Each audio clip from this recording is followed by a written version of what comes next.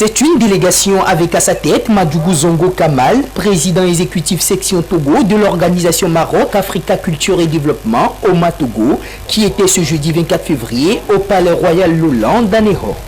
Objet principal de la visite, présenter les condoléances à la Grande Maison Royale suite au rappel à ses ancêtres le 30 juillet dernier de Sa Majesté Togbe Arwaoto Savado Zankli lors son 8. Pour les premiers responsables de l'OMA Togo, la disparition de cet éminent personnage, garant des us et coutumes, est une perte historique pour la culture africaine dans son ensemble. Nous sommes venus au nom du président de l'OMA International, le professeur Ketani, pour présenter nos vives condoléances à la famille royale d'Aného suite au rappel à Dieu du vénéré roi de la ville. Et nous profitons aussi pour découvrir l'histoire de ce lieu qui, il faut le dire, est au point de départ du Togo actuel. Parce que n'oublions pas que Aného fut la première capitale du Togo et les Blancs, les Européens arrivant ont dû collaborer avec les autorités locales. Donc c'est vraiment un lieu historique pour le pays et c'est normal que nous venons en pèlerinage pour découvrir ce lieu mythique. Notre mission déjà, quand on dit culture et développement, c'est promouvoir la culture africaine de tous les pays africains et faire en sorte que nous partons de notre origine pour bâtir le développement de notre continent. Puisque aujourd'hui, il y a la thématique qui dit développement durable. Et on ne peut pas faire la durabilité si on ne se ressource pas dans notre passé. Et vous comprenez bien qu'en étant dans ces lieux, c'est une façon de revisiter notre histoire et de s'inscrire à partir de cette histoire vers l'avenir. Lors de l'audience accordée par le régent du trône royal à la délégation au rang de laquelle se trouvait Leguita Amal, la chargée des relations extérieures de l'OMA section internationale, ainsi que la princesse du trône royal Lolan, princesse Anara, fondatrice de l'OMA Togo, il a également été question de présenter les projets portés par l'OMA pour le Togo. Le projet d'avenir, c'est de contribuer au développement du Togo en se basant sur l'humain. Nous nous basons sur le développement humain, sur la culture de notre continent pour lancer le développement. Parce que tout ce qui a été fait depuis la colonisation jusqu'à aujourd'hui, ça n'y est pas. L'actualité nous donne raison, puisqu'on a voulu copier quelque chose dont malheureusement on se rend compte des limites. Et donc pourquoi ne pas partir lorsqu'on sait que ce royaume a fêté l'année passée son bicentenaire à partir de l'intronisation du premier roi, et ça existe toujours. Ça prouve que nous avons une histoire, nous avons un vécu. Il vaut mieux se ressourcer pour voir l'avenir avec certitude. C'est donc dans le but de poser de meilleures bases dans le pays que l'OMA Togo tiendra le 26 février prochain sa toute première assemblée générale constitutive ici à Lomé. Il est à noter que l'OMA est une organisation qui œuvre dans plusieurs domaines d'activité, dont principalement la culture et le développement, ainsi que dans le bien-être social. Elle a son siège social à Rabat au Maroc et dispose de sections dans plus de 20 pays d'Afrique.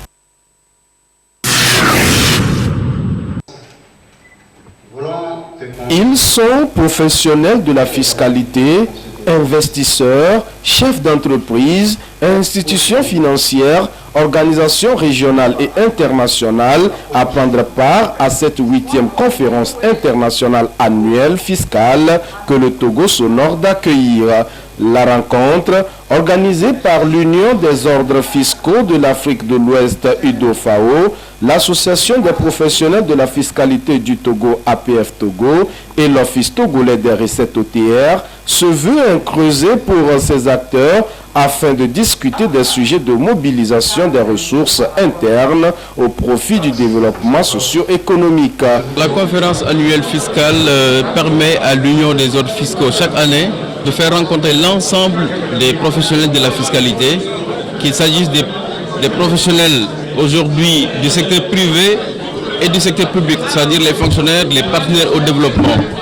C'est la raison pour laquelle chaque année il y a un thème précis qui est aujourd'hui mis en place pour permettre en fait de débattre sur les questions qui concernent nos économies et nos populations. Les enjeux, c'est aujourd'hui mobiliser le maximum de recettes possibles pour faire face aux projets de développement. dans le passé, vous pouvez vous rappeler, on tire, si vous examinez le budget de l'État, il y a ce qu'on appelle les tirages sur emprunts étrangers.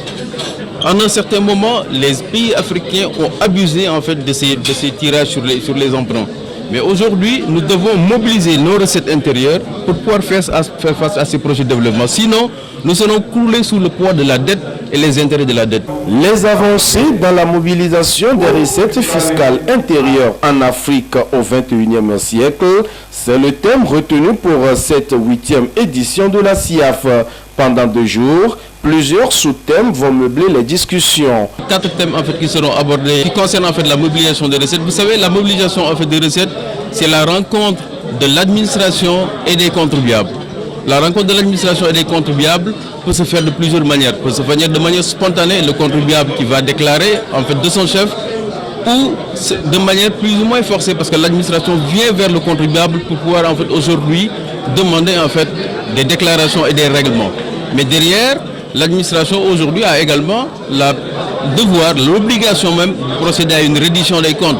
L'argent des contribuables en fait, qui est utilisé doit servir en fait aujourd'hui à financer des projets de développement. Et c'est là où on attend aujourd'hui les administrations publiques pour pouvoir dire nous avons réalisé tel projet ou tel autre projet.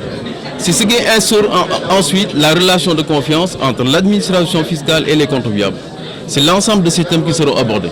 En relevant la place des PME, PMI dans l'économie des pays et l'attention qu'il faut leur accorder, le ministre du Commerce qui a présidé la cérémonie d'ouverture de cette 8e conférence internationale annuelle fiscale a appelé les administrations fiscales à entretenir de bonnes relations avec les opérateurs économiques pour une meilleure mobilisation des recettes au profit des États.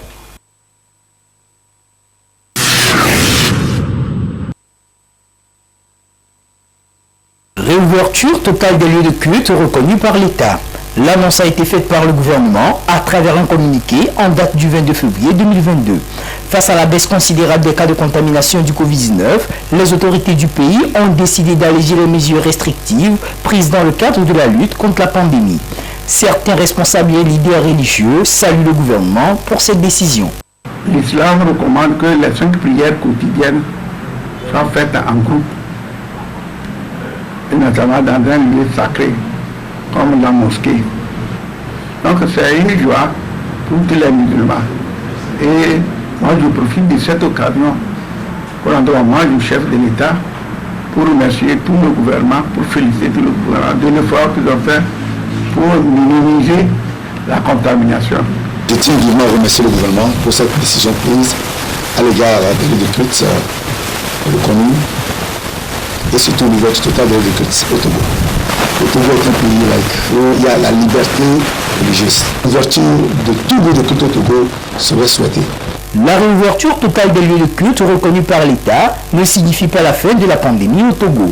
D'où la nécessité de poursuivre les efforts pour vaincre définitivement la pandémie dans notre pays.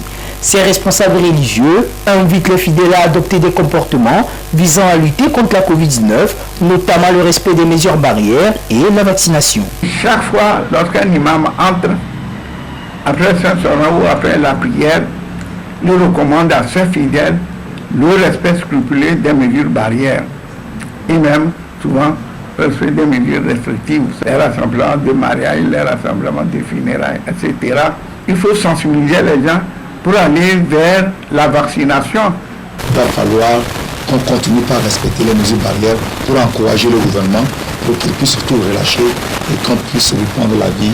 Soulignant qu'en dehors de la réouverture des lieux de culte reconnus, le gouvernement a également décidé de réduire la durée de l'isolement de 7 jours pour les personnes vaccinées et de 10 jours pour les non vaccinés.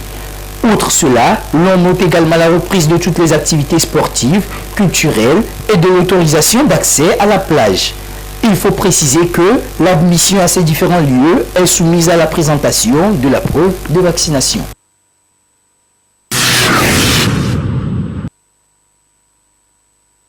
Le guide touristique, c'est déjà cette personne-là qui dédie un peu son temps pour connaître déjà son environnement, parce que je ne veux pas dire son pays forcément, parce qu'il y aura peut-être des étrangers qui connaissent mieux un pays que les autochtones et qui pourra faire découvrir la beauté de ce pays à d'autres personnes. C'est un professionnel qui accompagne les touristes lors de visites guidées sur des sites présentant un intérêt historique et culturel comme les musées, les villes d'art et d'histoire, les fouilles archéologiques et autres. Le guide touristique illustre ou mieux expose la valeur historique et artistique ainsi que les caractéristiques des monuments et lieux visités en fournissant les informations les plus importantes et les plus intéressantes. Un métier noble qui demande alors formation, préparation et organisation. Il faut savoir parler aux gens, être sociable, parce que même si un endroit n'est pas spécial, c'est à toi de le rendre spécial. Pour que les gens se disent « Ah tiens, j'ai visité un coin, c'est vraiment spécial. Je suis très heureux d'être parti voir. » Il faut avoir une connaissance des lieux. Il faut aussi comprendre 2-3 langues de son environnement, quoi. Pas seulement le français, l'anglais. Quoique c'est très important, mais les langues locales aussi. Voilà. Comme ça, la communication entre les touristes et les autochtones aussi est facile. Quand je dis qu'il faut avoir le verbe facile, il faut forcément suivre une formation. Pour connaître les endroits, les histoires et tout, il faut vraiment faire des recherches. C'est aussi une formation. Tu te formes sur l'histoire du lieu. Si tu ne comprenais pas Kabylie, par exemple, tu peux aussi apprendre un peu. Donc, c'est des sortes de formations qui sont au-delà du cadre pédagogique. Du tourisme de recherche au tourisme de loisirs, le guide a un rôle important. Adapter la visite aux intérêts des touristes. Mais bien plus que cela, le guide promeut la richesse culturelle du pays. Avec l'avènement de la crise sanitaire liée au Covid-19, les guides touristiques ont vu leur métier tourner au ralenti. C'est devenu très compliqué parce que j'étais à Nati Tengou quand c'est arrivé, quand ça a commencé. J'avais 7 ou 8 clients que les ambassades m'ont appelé, ramène nos ressortissants. Et ça m'a fait vraiment perdre beaucoup d'argent parce que j'avais fait des réservations.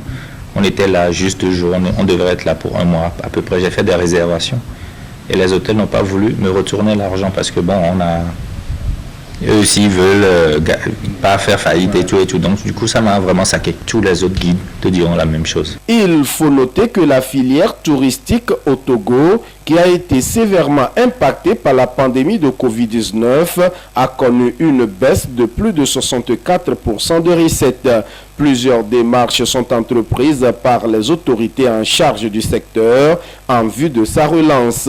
Une relance qui passe aussi par l'organisation et l'inclusion des guides touristiques.